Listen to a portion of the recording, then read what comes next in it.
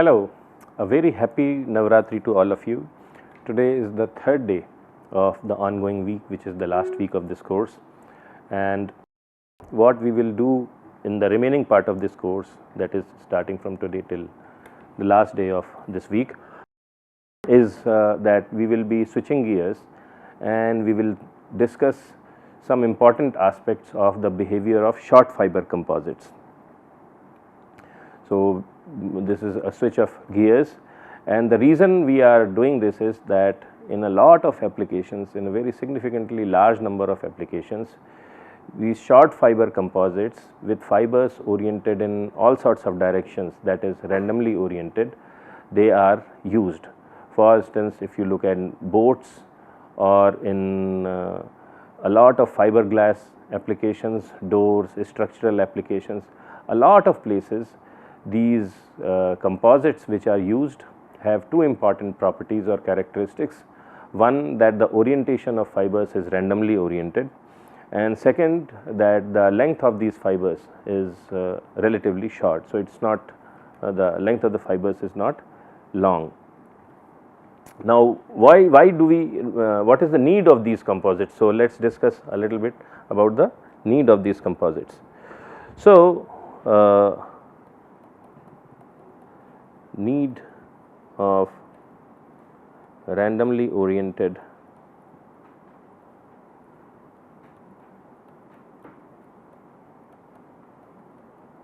fibrous composites.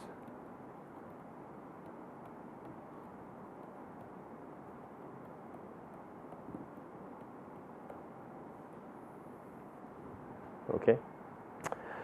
So, we know that directional composites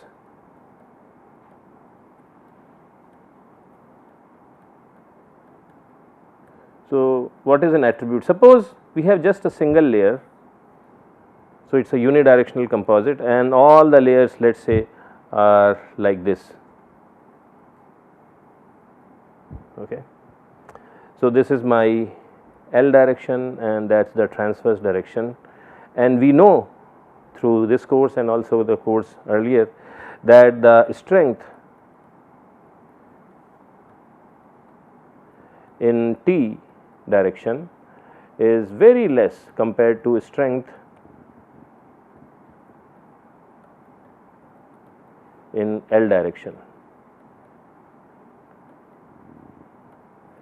So, if we have a unidirectional composite and if we know that in real application it will only see forces in the L direction, then it makes sense to use this kind of a composite. But if in real applications, even if by chance there is a possibility that there may be significant amount of loads which the composite will see in T direction, then this composite is going to fail immediately. So, directional composites are particularly useful when we are fairly certain that the nature of loads is such that it can be managed by orienting the strength of the composite in a particular direction. But if we are not certain about it, because of random sequences or whatever, then having these types of composites may be a risky affair. So, that is one. So, there are lots of applications where you may have randomly oriented loads, and in those types of situations, if you try to use directional composites, then they may not be advantageous. The other thing is, the other reason there is a need for directional these randomly oriented composite is, suppose I have a laminate. Okay. Now, this laminate could be either flat or it could be in form of a cylinder or whatever.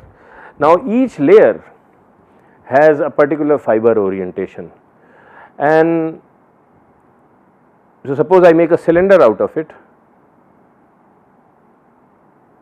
Okay.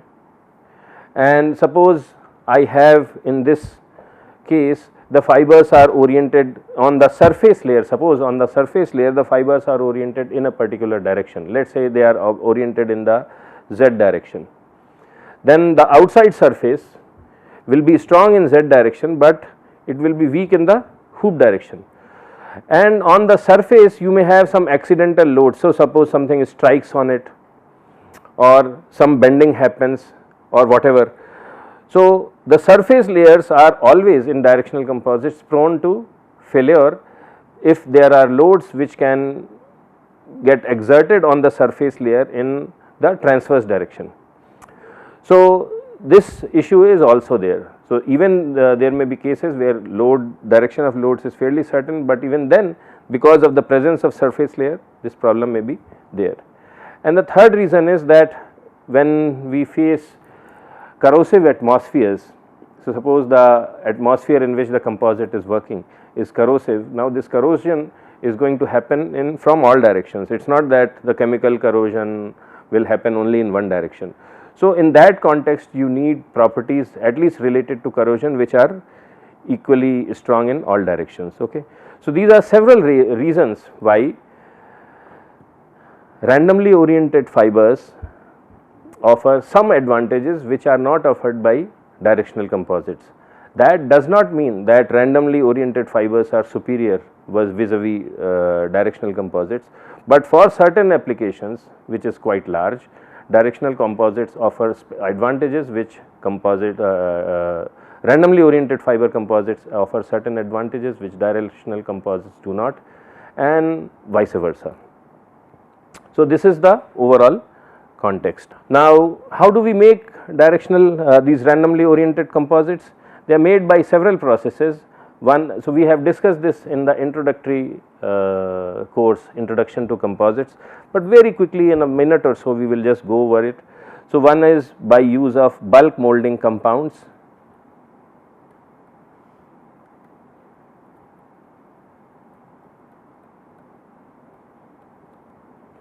The second method is by use of sheet molding compounds.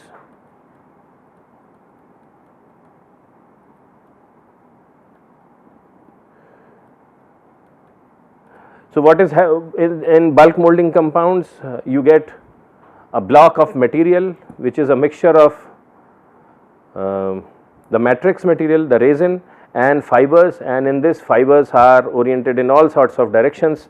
These fibers are small in length, they are not very long. So, it comes as some sort of a dough and you shape this dough in whatever form you want and you make a composite out of it. So, that is why it is known as bulk molding compounds, because it comes in a bulk form. So, these are BMCs. So, you make the right form and then send it through some curing cycle by subjecting it to some temperature and pressure and all that, and you get the composite which you want. And then there are sheet molding compounds where composite comes as a sheet. Now, these sheet molding compound and there also the fibers are oriented in they are randomly oriented, but the material comes in form of sheet.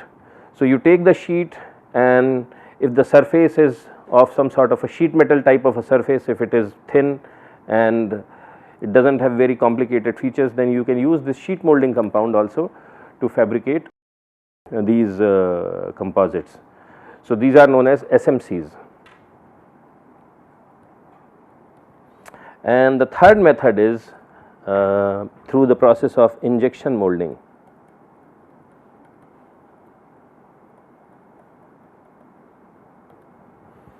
So, this is typically used to make plastic parts. So, what happens is that typically when we try to make plastic parts, a lot of plastic parts, for instance this part, this is made up of plastic. How it is made is, first you make a mold of it. So, the mold has the top side and the bottom side, and the mold's cavity is basically the negative of this, the negative. So, wherever I see a hole, there is a solid there in the mold, wherever I see material, there is space there. And then you get plastic material, and this plastic material comes in form of pellets. So, these are small pellets, and you heat these. So, you put them in a hopper and the pellets come through some tube, and as it passes it is heated, and it is, so as it heats, these plastic pellets become very soft and fluid in nature, and then they flow, and this flow is exerted a very high amount of external pressure. So, all these pellets in a fluid form, they come and fill up all the space in the mold, and then once the mold is full, you stop the flow and you remove the top half of the mold, and then you pull out the material or the part which was fabricated. So, this is how injection molded parts are developed. Now, in context of randomly oriented composites, there are lots of times these pellets are not just pure plastics, but they are impregnated with randomly oriented fibers. Okay. So, when you are heating those pellets, you get basically plastic material in fluid state, in molten state, and in that fluid you also have randomly oriented fibers. Okay. Now, when these fibers flow through the pipeline, because the material flows and it flows through some pipeline to enter the cavity.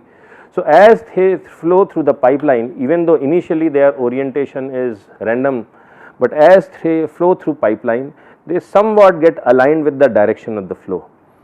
So, in injection molded plastics, there is some orientation, it is not 100% aligned in the direction of the flow, because the duration of the flow is not for several minutes, but it may be for few seconds, but that amount of time is sufficient to ensure or to cause some sort of directionality in the fiber orientation. But still, by and large, these can still be considered as randomly oriented composites. So, in injection molded composites, so what the other thing I like to mention is that what are the length of fibers, typical length of the fibers. So, in injection molded composites, its L is less than about half an inch, 12.5 millimeters. Then in sheet molded compounds, the value of L is between 1 inch to 3 inches. So, this is from 25 to 75 millimeters. And then in bulk molded compounds, the value of L is about 25 millimeters, about an inch. And then there is another way to make these randomly oriented composites is through the sheet process, sheets. So, what do? You have a nozzle through which resin comes, and in the nozzle through another end you also inject small chopped fibers, and there is a mixing part in the nozzle, mixing unit in the nozzle. So, there the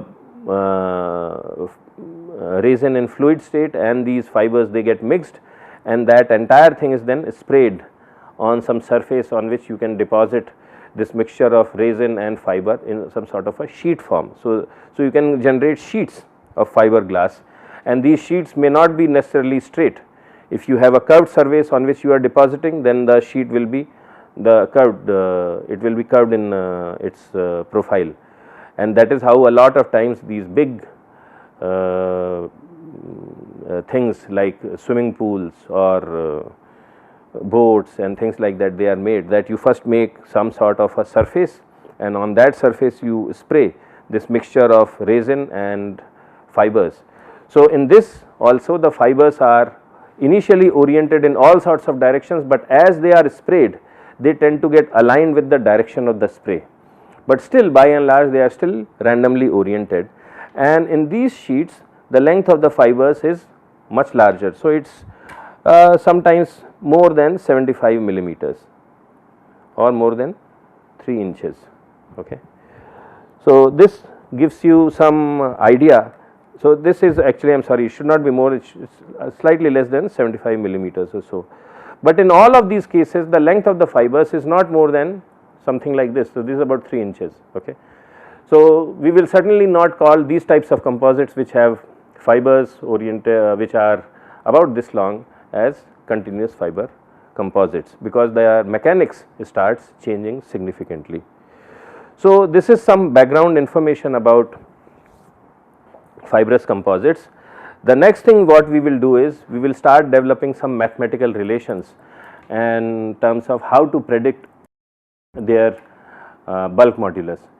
So, our method will be fairly straightforward. First we will, so what is our end goal? Our end goal is to get an estimate of the Young's modulus of a randomly oriented fibrous composite which has short fibers, So, our goal is that what is the Young's modulus of the composite which has randomly oriented fibers and also where the fibers are relatively small. So, when I say small, it is less than 3 inches. And the way we are going to do is that first we will look at short fiber composites, but we will look at these fibrous composites where the length is small, but we will not consider the orientation to be random, but we will consider directional composites. And then using some mathematical approximations, the knowledge we learned from mechanics of directional short fiber composites, we will use that to calculate the modulus of randomly oriented fibrous composites. So, this is our overall game plan. So, the first thing we will look at is mechanics of short fiber aligned composites, or you can say directional composites.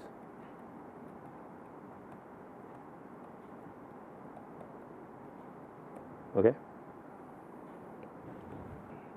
So, what does that mean? That you have a sample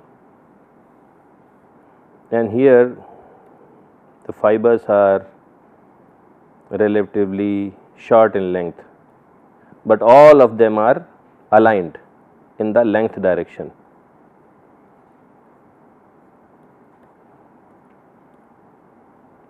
And what we will see is we will develop some mathematical models which will tell us about the importance of the length of the fiber and how it influences the strength or the modulus of the fiber.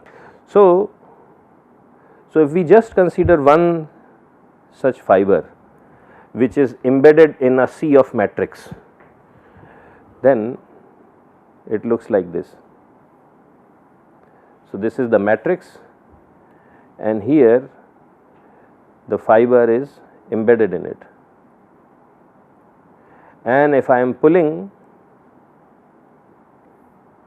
in the length direction by applying some force.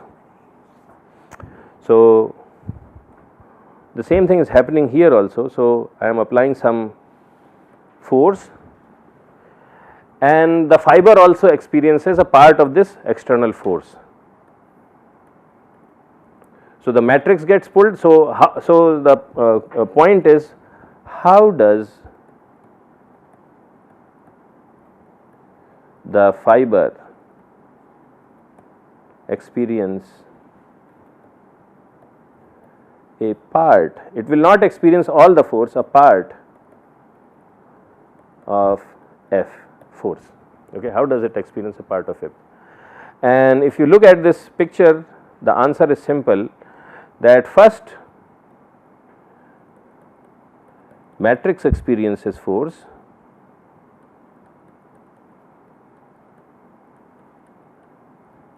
because that is coming in contact with the force directly, it is directly touching the force, right?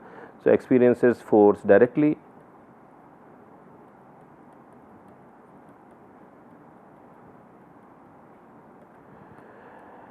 and then the fiber is, so here we are assuming that it is perfectly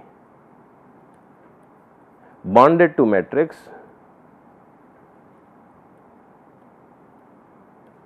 it is perfectly bonded to matrix. So,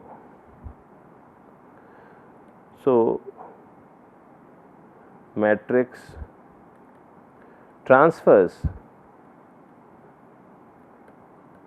some force to fiber.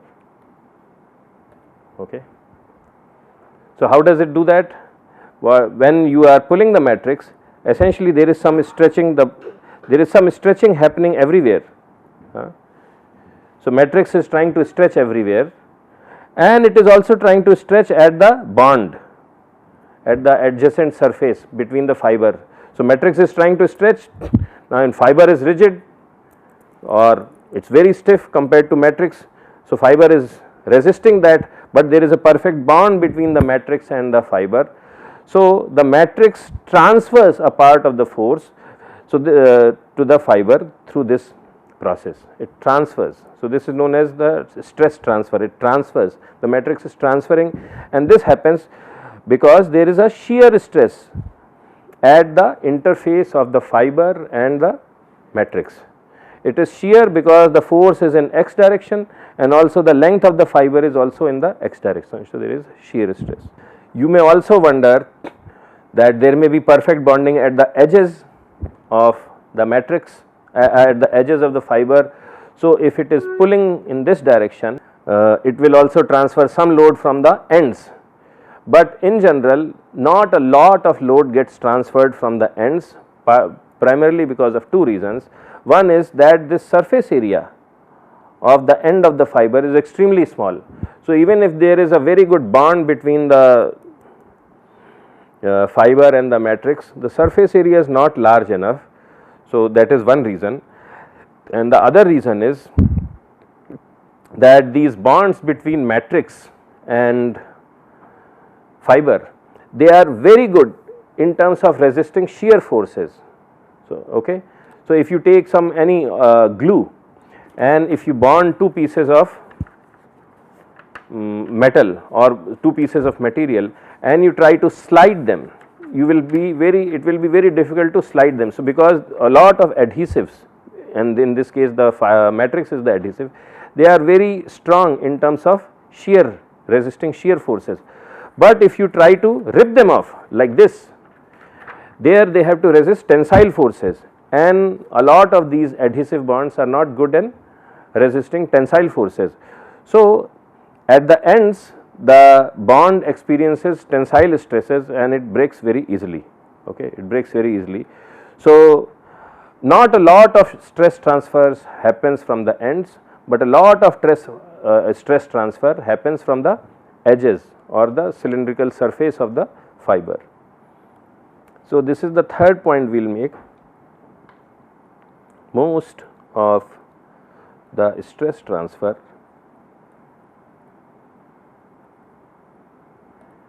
happens from sides, okay, it happens from the sides of the fiber, it does not happen from the end. So, this is where we would like to stop today. We will continue this discussion on stress transfer tomorrow as well, and we will develop some mathematical models which will help us understand this process of stress transfer in a much better way. Thank you very much. Bye.